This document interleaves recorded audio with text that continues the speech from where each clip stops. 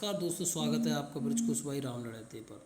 आज हम उदीयमान साक्षरता के आगे का जो पॉइंट है उसको पढ़ेंगे, भाषा संबंधी पाठचर्या के लक्ष्य।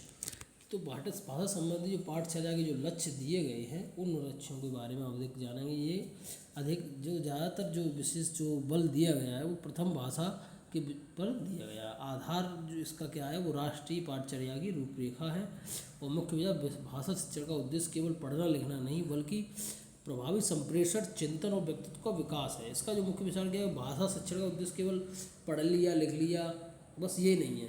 इसका ये है कि वो उसका जो उस भाषा जो सिखाई जा रही है उस पर संप्रेषण उसका प्रभावी हो, अच्छा हो जो भी है उसमें अपने भावों को व्यक्त करना जानता हो, चिंतन और व्यक्तित्व का विकास हो। यानी कि किसी जब जो है विषय पर चिंतन करना और उसके व्यक्तित्व में सुधार आना चाहिए, इस पर विशेष बल दिया गया है। तो आइए चलिए शुरू करते हैं कि भाषा संबंधी पाठचर्या क्या है और क्यों है। शिक्षा के व्यापक लक्ष्यों को प्राप्त करने का माध्यम है। इसकी जो आवश्यकता हमें क्यों पड़ी, क्योंकि शिक्षा के जो व्यापक लक्ष्यों को हमें प्राप्त करना है उनको प्राप्त करने का ये माध्यम है। पाठचर्या विकास एवं क्रियान्वयन की दिशा प्रदान करता है। पाठचर्या क्या है, कोई भी इसका भाषा विकास है उसका क्रियान्वयन करने के लिए दिशा प्रदान करता है कि हमें किस तरीके से आगे बढ़ना है। ठीक है, प्रत्येक चरण के लिए अलग पाठचर्या लक्ष्य निर्धारित किए जाते हैं। प्रत्येक चरण के लिए हर एक स्तर पर जो प्री प्राइमरी है, उच्च प्राइमरी, और उसको अलग अलग उनके पाठचर्या के लक्ष्य निर्धारित किए गए हैं। अभी आगे हम उस पर डिस्कस करेंगे।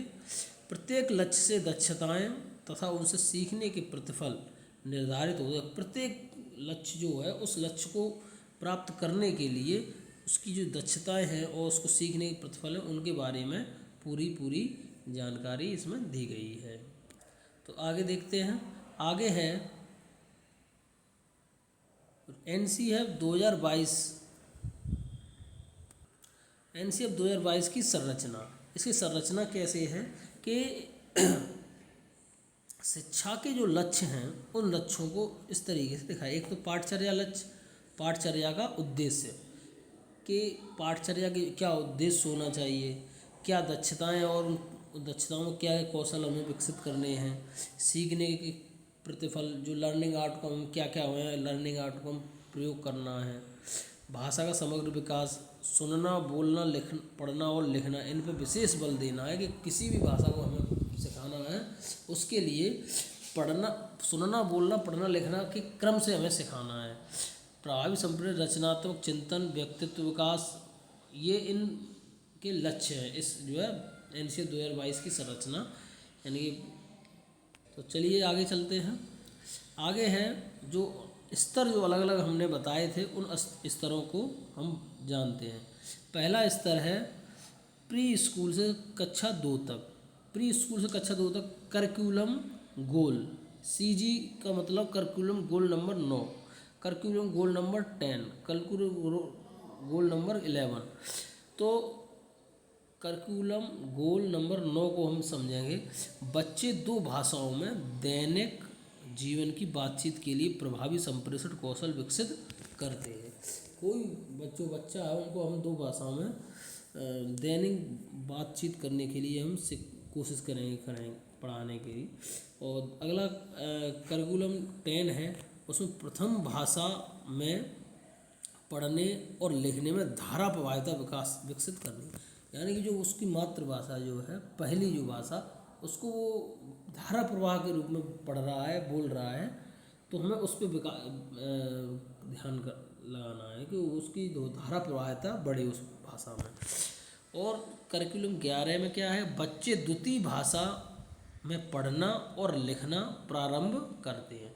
जो बच्चे हैं वो द्वितीय भाषा जो है उनने ली है, उस द्वितीय भाषा उस भाषा में पढ़ना और लिखना प्रारंभ कर देते हैं। करिकुलम गोल नंबर 11 में हमारा गोल ये होना चाहिए। इसके मुख्य संदेश क्या है, पहले प्रथम भाषा मजबूत होती है फिर दूसरी भाषा का विकास शुरू होता है। जब तक प्रथम भाषा मजबूत नहीं होगी तो उसे दूसरी भाषा सिखाने में हमें बहुत कठिनाइयों का सामना करना पड़ सकता है। तो आइए आगे देखते हैं। अगला स्तर क्या है? प्रारंभिक स्तर कक्षा 3 से 5। जो कक्षा 3 से 5 का जो स्तर है उसके स्तर के बारे में पहला है करिकुलम गोल नंबर 1। क्या है? अमूर्त विचारों को समझना। अब जो स्तर जो बढ़ गया है वो उसमें अमूर्त विचार आ जाते हैं। अमूर्त विचारों को समझना, जटिल वाक्यों द्वारा व्यक्त करना और उनको शब्दों द्वारा व्यक्त करना। दूसरा है गद्य, पद्य तथा विभिन्न लेखन शैलियों का वर्णनात्मक, तर्कपूर्ण और विवेचनात्मक समझ को विकसित करना है हमें। अगला है जो गोल मिश्रित संयुक्त वाक्यों के माध्यम से विचारों और अनुभवों की अभिव्यक्ति। तो जो मिश्रित वाक्य हैं, संयुक्त वाक्य, उनके विचार, उनके माध्यम से विचार जो उसमें वाक्य में दिए गए हैं और जो अनुभव है उसको अभिव्यक्त करने की का कौशल जो है बच्चों में आ जाना चाहिए। ठीक है, चलिए देखते हैं आगे का स्तर क्या है। अगला है स्तर के अन्य लक्ष्य क्या हैं। तो अगले का जो गोल है वो करिकुलम गोल नंबर 4 क्या है? घर एवं विद्यालय सहित विभिन्न स्रोतों से समृद्ध शब्द भंडार अर्जित करना। घर और विद्यालय के आसपास में जो स्रोत हैं उन स्रोतों से समृद्ध जो शब्द भंडार है वो उसको अर्जित करना, वो उसके शब्द भंडार बढ़ाना। पढ़ने में रुचि तथा पठन अभिरुचियों का विकास करना। पढ़ने में उसकी रुचि जागृत करना है और पढ़ने की अभिरुचियों का विकास भी करना है। इस स्तर पर अपेक्षित विकास क्या है? चारों भाषा कौशलों का समन्वित विकास करना है। जो सुनना, बोलना, पढ़ना, लिखना, उन कौशलों को हमें लगातार विकसित करना है। साहित्य एवं भाषा सामग्री से परिचय। जो साहित्यिक जो लेखन है उन साहित्यिक लेखनों से उसका बच्चे को परिचय कराना है। रचनात्मक लेखन और व्यक्ति में प्रगति को उसको लिखने में और रचनात्मक क्रिएटिविटी करने में और अभिव्यक्ति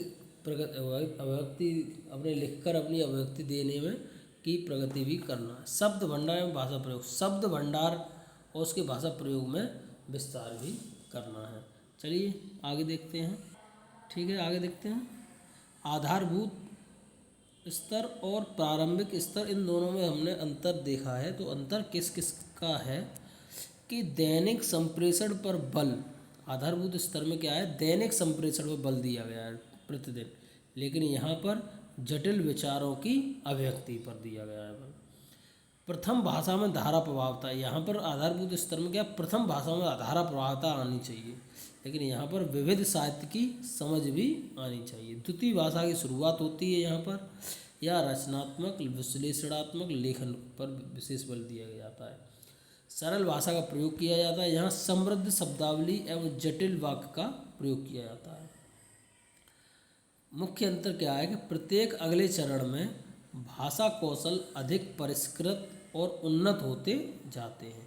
जितना हम जो है इसके अगले चरण में जाते हैं तो भाषा का जो शुद्धिकरण है, परिष्कृत मतलब शुद्धिकरण, शुद्ध, उतनी शुद्ध भाषा होती चली जाती है और उन्नत होती चली जाती है।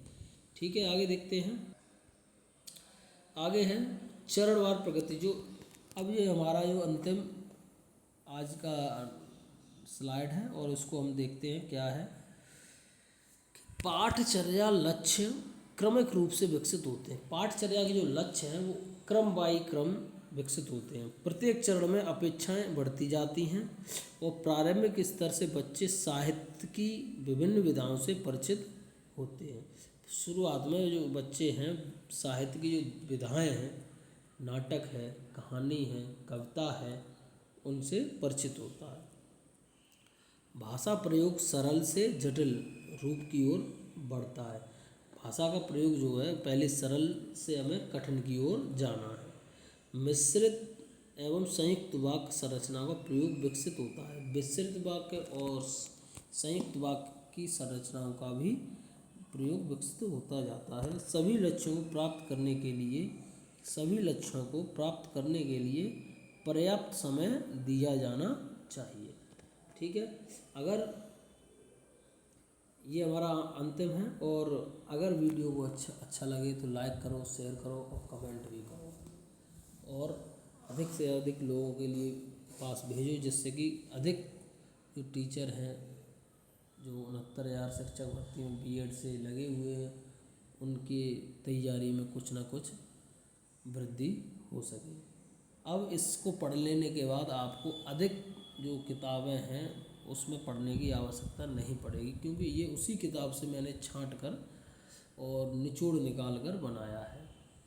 वो ये ज़्यादा मेहनत आप अगर इतना आप कर लोगे तो इतना ज़्यादा हैवी पेपर भी नहीं आएगा, आप कर सकते हो। ठीक है, तो चलते हैं। बाय बाय, नमस्कार, धन्यवाद।